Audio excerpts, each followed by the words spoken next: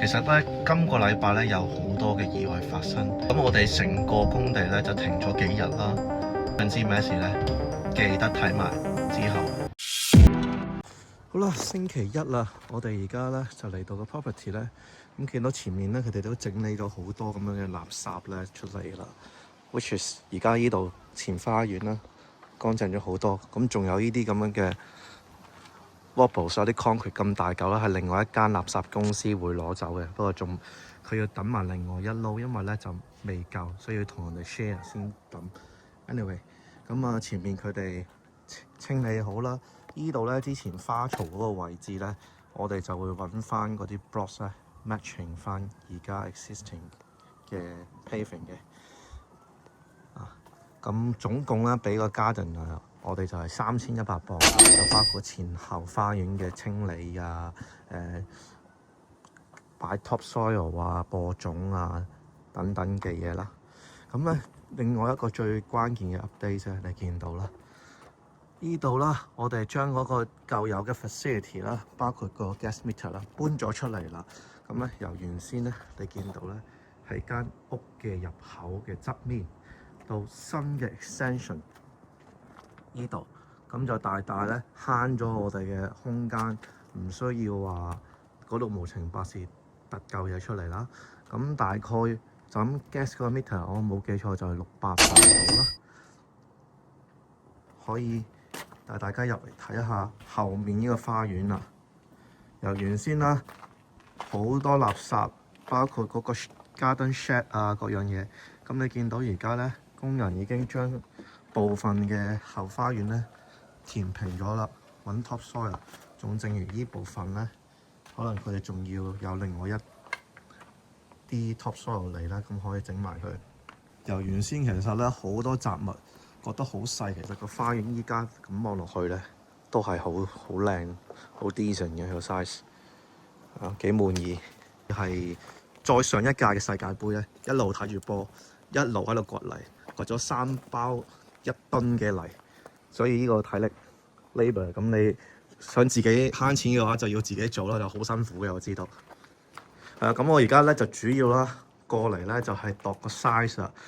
依度咧由原先咧就係打算作為一個廳咧，我決定咧轉做廚房，因為咧我覺得個廚房啦本身係依度咧仲大過個廳咧，我覺得就唔係好合理嘅。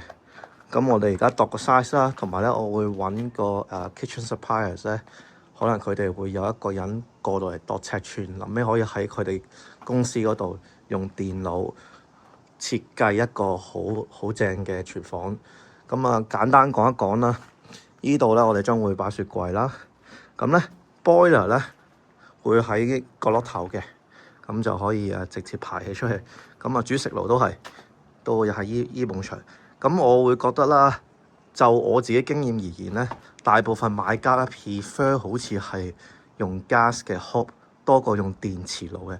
唔知大家點睇咧？如果你煮食習慣，你係會 prefer？ 我諗以我哋香港人為例咧，大部分都係中意用煤氣爐嘅。但係咧有啲本地人咧，可能佢覺得安全理由啊，就會用電磁爐。咁作為一個 seller， 你又覺得你應該會裝個煤氣爐啊，定係電磁爐咧？即係呢啲好少嘅 detail 啊，等等各樣嘢就係其實 developer 經常要處理啊。尤其是如果你係做呢個咁嘅 flip project， 你梗係想迎合到大部分嘅買家啦。咁呢樣嘢好緊要嘅。咁講翻啦，咁窗呢個位置咧就將會係個星盤。咁你而家見到咧，其實咧個高度咧係偏低嘅，因為當其時我哋諗住個廳啊嘛，所以咧到時咧就會叫工人咧大概升翻喺一個 block 嘅位置咧，就符合翻嗰個高度。咁呢度就係個星盤啦。仲有最新一個進度 update， 本身 builder 揾好咗個 roof truss 嘅 supplier。原本今個禮拜二就會送到，點知到依家都未送。Supplier 話吊運嘅設備出咗問題，要延誤到下個星期。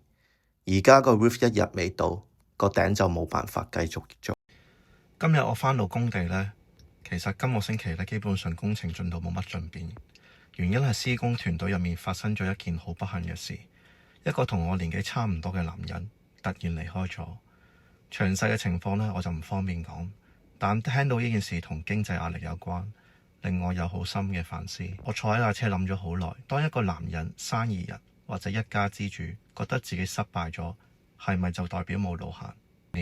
其實我自己都經歷過人生一段最黑暗嘅時期，屋企亦有人依靠我，咁所以最困難嘅唔單止係個數字，而係每朝起身，你都知道有一堆問題等住你，但你唔知道自己有冇能力解決。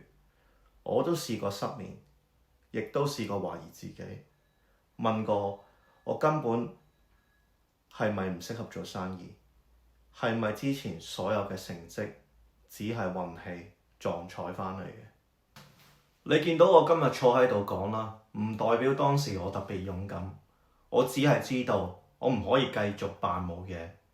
我開始逐樣拆開問題，到底邊啲支出可以停，邊啲資產可以即刻處理，邊個 project 要優先完成，邊啲 decision 係我做錯之後唔可以再重複。我冇一晚之間解決晒所有問題，我只係每日處理一件事，再處理下一件。Reset 唔係當冇事發生， Reset 係承認自己出咗問題，再重新選擇下一步。因為經歷過呢一段日子啦，我開始問自己，點解我要將呢段咁尷尬嘅經歷拍出嚟？喺英國有好多人會講買樓啊、收租啊、按揭或者係移民生活，但真正落場做 property development、管理 builder、waste finance、cash flow、員工同公司，而且願意公開講失敗嘅人係少之又少。老實講咧，我每次分享之前咧，個腦入面都有場 battle， 我會諗出嚟會唔會俾人笑㗎？啲 investor 會唔會覺得我失敗？會唔會覺得我唔夠專業？我係咪應該淨係展示成功，話俾人聽，樣樣嘢都咁好賺，咁易做？但係後來我發現咧，如果淨係分享買入、完成、升值同賺錢，咁根本就唔係真實嘅 property development。真實嘅 journey 包括決策錯誤、成本超支、工程延誤、cash flow 嘅壓力，同埋夜晚瞓唔着覺嘅時候。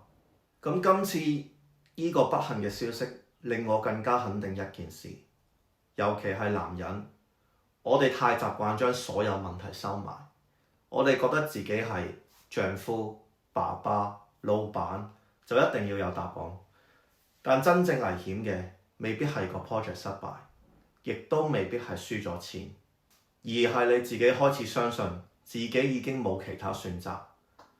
我唔知道另一個人經歷過乜，亦冇資格俾 comment， 但我想同仍然面對緊困難嘅人講，一個 project 嘅失敗唔代表你人生失敗，一盤生意行唔通亦唔代表你冇價值。你可以停低，可以同人講，亦都可以求助，可以 reset 再行下一步。呢個亦都係我開始 document 呢段 journey 嘅原因。我唔想淨係完成嗰日企喺一間靚屋面前俾大家聽我成功咗，我想記錄埋今日坐喺車入面 project 冇進度，心入面有好多問題嘅時候，因為可能幾年之後回望，發現真正改變我嘅唔係最後賺咗幾多錢，而係冇勇氣停低面對，再重新開始。